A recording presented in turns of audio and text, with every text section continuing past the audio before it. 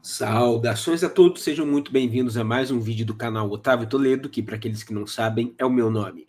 O vídeo de agora vai ser uma reação ao professor José Cobori, na qual ele está falando sobre o suposto recado da China enviada aos Estados Unidos.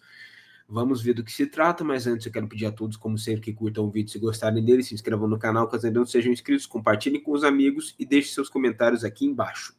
E se quiserem contribuir diretamente com o meu trabalho, podem fazer isso através do Pix. O QR Code e a chave estão aqui no canto inferior direito da tela. Agora, sem mais delongas, vamos começar. Bem-vindos ao JKCast, o podcast de economia, finanças e investimentos, com José Cobori. Sejam bem-vindos a mais um episódio do JKCast. Se você ainda não é inscrito no canal, inscreva-se e ative as notificações para ser avisado sempre que 0005 perguntas entre na UFRJ, Universidade Federal do Rio de Janeiro, na Faculdade Nacional de Direito, e o assunto, coincidentemente, é o assunto que vocês mandaram aqui, a maioria das perguntas, né, perguntando nessa semana aqui, principalmente, novamente, sobre geopolítica, sobre os eventos que aconteceram na semana e exclusivamente ali o significado da comemoração da China da vitória da Segunda Guerra Mundial. Então, para atender aí 90% das perguntas de vocês, eu vou resumir. Eu estou aqui no hotel no Rio de Janeiro, mas não poderia deixar de gravar esse episódio para vocês e vou aí responder 90% dessas perguntas, falando justamente sobre os eventos, né, que envolvem aí a geopolítica mundial. E essa semana, que foi uma semana muito corrida, né? Então a gente pode imaginar que na segunda-feira, dia 1º, estava sendo realizada a reunião, o fórum lá da Organização para a Cooperação de Xangai, que eu falei, inclusive, no vídeo de quarta-feira, né? Uma imagem que ficou ali icônica e teve muito significado, foi o encontro ali, principalmente, eram 26 chefes de Estado, né? Mas a imprensa e a grande mídia focou justamente no encontro ali das três grandes potências, né? Do que a gente chama de Eurásia, que foi a Rússia, a Índia e a China. Né, o Vladimir Putin, o Narendra Modi e o Xi Jinping, de mãos dadas, sorrindo, demonstrando ali uma forte... Também teve a participação do Kim Jong-un, da Coreia do Norte, mas como o país dele é bem menor do que esses outros três, aí acaba que ele não está sendo tão falado assim. E um evento que marca ali exatamente a aproximação da China e da Índia, principalmente com o Modi indo nessa reunião da SCO, né, a Organização para a Cooperação de Xangai, depois de receber os ataques, né, e as ameaças dos Estados Unidos, e recebeu aí a mesma guerra tarifária que foi imposta ao Brasil de 50%, e ali, obviamente, ficou muito claro que eles não gostaram disso, e não adiantou nada ficar ali se aproximando dos Estados Unidos, não recebeu o tratamento que eles merecem, como a grande potência, é a maior nação em termos de população do mundo, tem 1,5 bilhão de habitantes. Isso, na realidade, como eu digo, desde o início, acabou jogando a Índia ali no colo da China. E aí... Para quem não sabe, a Índia é uma aliada histórica dos Estados Unidos na região. Eles têm uma cooperação muito próxima e, de certa forma, eles também eram próximos até então como um contraponto à China, porque a China é rival da Índia, especialmente por disputas fronteiriças, e também hostil aos Estados Unidos, como não poderia deixar de ser, considerando a forma como os Estados Unidos sempre trataram a China e a forma como eles fomentam campanhas de secessão, campanhas para separar o país. Então, é bem compreensível. A Índia, reafirmando a sua soberania, se aproximou decididamente e definitivamente da China.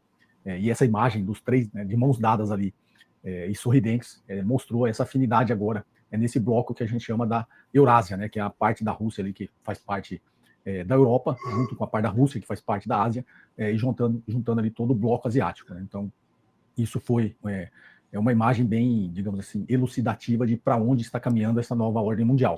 E no dia 2, aqui no Brasil, a gente teve aí o início do julgamento do ex-presidente Jair Bolsonaro. No dia 3, a comemoração dos 80 anos que a China fez essa comemoração para comemorar ali a vitória na Segunda Guerra Mundial contra o imperialismo japonês ali que representava essa invasão da China. A China vencendo essa guerra mundial no território asiático, né? A União Soviética vencendo a Segunda Guerra Mundial ali no território europeu. Cada país, né, comemora da sua forma o que foi esse conflito da Segunda Guerra Mundial, e a China aproveitou aquilo para mandar um recado para o Ocidente com aquele grandioso desfile militar e mandou aí vários recados para aquela nação. Né? Obviamente, no próprio discurso do Xi Jinping, ele diz ali que prefere a paz e não o confronto, prefere o diálogo e não a ameaça, numa clara alusão ao comportamento dos Estados Unidos via o seu presidente Donald Trump, que tem feito essa coerção e essas ameaças econômicas. Na verdade, o que o Trump está conseguindo fazer é alienar os aliados dele, não só a Índia. Eles têm, com essa prática desastrosa de tarifaço, ele tem afastado todos os aliados principais dos Estados Unidos. E isso representa uma diminuição do prestígio, uma diminuição do poder dos Estados Unidos com relação à sua influência mesmo, sua influência global. E é uma coisa que, apesar do Trump fingir que não se importa, ele se importa sim. Contra todos os países, inclusive seus aliados. Né? Então, o que a China, na realidade, mandou de recado para os Estados Unidos, não só com o discurso Xi Jinping, mas nas imagens do desfile militar, é que a China também é uma grande potência militar. Qual que é a diferença? Os Estados Unidos querendo voltar aí, ao mercantilismo do século XIX, talvez querendo voltar no que seria uma pré-Segunda Guerra Mundial, onde os Estados Unidos, obviamente, saiu uma grande vantagem no encerramento da guerra, porque das potências aliadas, ele foi o único país que não sofreu nenhum ataque ao seu território, e ele pôde ali, com o acordo de Bretton Woods, reconstruir o mundo. Não sofreu nenhum ataque ao seu território, a menos que a gente considere Pearl Harbor, que era literalmente um território do Havaí, que era parte dos Estados Unidos já, mas na porção continental dos Estados Unidos realmente não aconteceram ataques. Reconstruir a Europa e o continente asiático tinha sido destruído, né, na Segunda Guerra Mundial, e eles também acabou colhendo frutos dessa reconstrução, já que ele era uma potência industrial, não foi atacado em seu território, então ele saiu em grande vantagem no encerramento da Segunda Guerra Mundial, podendo coordenar toda essa reconstrução do mundo e ganhando dinheiro, né, com a reconstrução do mundo, não só ganhando economicamente. Sim, os Estados Unidos na época era o único parque industrial de grande porte no mundo que não havia sido bastante avariado ou completamente destruído por motivo de guerra, pela questão da Segunda Guerra. Então, isso acabou representando uma grande vantagem para o país. Com a reconstrução, como depois rearmando, né, todas essas nações e colocando a criação da OTAN, do FMI, do Banco Mundial, tudo aquilo que a gente já conhece, já tratei aqui no canal. Os Estados Unidos acabou tirando proveito disso, colocando a Europa e vários países da Ásia, principalmente o Japão, como se fosse o seu protetorado militar, fornecendo armamento para isso e ganhando também dinheiro com o que a gente chama do complexo industrial militar dos Estados Unidos. Né? Então, agora, tentando de forma reacionária, que é o Donald Trump, voltar, né, a esse passado que seria o pré-Segunda Guerra, imaginando que ele poderia, numa eventual Terceira Guerra Mundial, né, onde os Estados Unidos, sem alternativas, possa apelar aí, por um confronto militar, o recado que a China deu isso pode até acontecer, mas a China é uma potência militar que tem armamentos, inclusive, mísseis hipersônicos convencionais, não nucleares, que podem atingir o território americano. Então, na minha leitura e na minha visão, o recado é claro que, se chegar a esse ponto, né, de se deflagrar um confronto militar e uma Terceira Guerra Mundial, os Estados Unidos não sairá ileso, né? Não será. Isso eu espero que não aconteça, claro, porque a gente sabe que uma Terceira Guerra Mundial possível acarretaria necessariamente um conflito nuclear. E isso aí seria o fim da raça humana. Como na Segunda Guerra. Ele vai sair sendo atacado também, podendo ser atacado no seu território.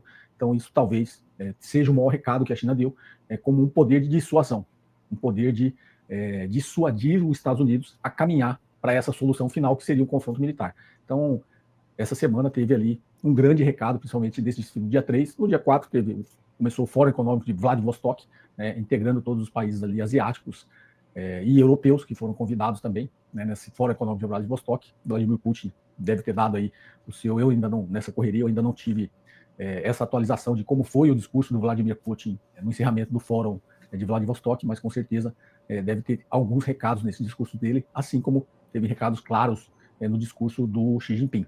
Então, é uma semana corrida, né, de segunda a sexta, do dia 1º ao dia 5, com eventos todos os dias que podem mudar realmente o cenário dessa nova ordem mundial, tanto que o Donald Trump acusou o golpe. Né? Ele falou: perdemos a Rússia e a Índia para a China. Não é novidade nenhuma. Desde antes da posse do Donald Trump, para quem me acompanha, eu falo aqui no canal, tudo que os Estados Unidos está fazendo é jogando os países no colo da China, até porque os Estados Unidos não têm mais como vencer a China em tempos de paz, né, em diplomacia, em crescimento. E esse também é outro grande motivo para a estratégia do Trump, tentar forçar uma manutenção do poderio dos Estados Unidos até no quesito diplomático. Mas, como a gente está vendo, essa estratégia está sendo um grande desastre. Em cooperação econômica, e a única arma que os Estados Unidos teria, final, seria realmente pelo seu poder militar. E o recado que a China deu é que isso também terá um alto custo para os Estados Unidos, não será como na Segunda Guerra Mundial. Então, o recado geopolítico é esse, já que os Estados Unidos não podem crescer pela diplomacia, pela paz, pelo crescimento e pela cooperação. A China tem demonstrado que ela tem feito justamente isso, né? A China cresce através do trabalho e da cooperação, e o recado é para os Estados Unidos, enquanto não só para os Estados Unidos, principalmente para todos os países do mundo, inclusive os aliados dos Estados Unidos, que enquanto os Estados Unidos joga bombas, a China constrói pontes. Então, essa seria aí a minha leitura dessa semana, com bastante eventos, né, e principalmente no dia 3 de setembro, na comemoração da China e na parada militar que ela fez e apresentou isso para todo mundo, não como uma forma de ameaça, novamente, como uma forma de dissuadir a potência dos Estados Unidos, para não caminhar para uma solução final militar. Então, como eu digo, o poder militar, o poder nuclear, é muito mais um poder de dissuasão, né, para que o país seja respeitado e para que outros países não queiram caminhar para esse tipo de caminho. Então, o recado que a China está dando: vamos crescer com cooperação econômica, com igualdade para todos os países, com organismos multilaterais, e vamos caminhar aí para uma nova ordem mundial multipolar. Então, essa seria a minha leitura. Espero que vocês tenham gostado desse episódio, um pouco curto, porque eu estou aqui em viagem, mas fiz questão de gravar o episódio para vocês. Um forte. Bom, é isso aí. Eu acho que a leitura do Cobori está bem correta. O desfile foi não apenas uma coisa pensada para impressionar, mas também para deixar claro o poderio da China e a capacidade que o país tem de projetar poder agora.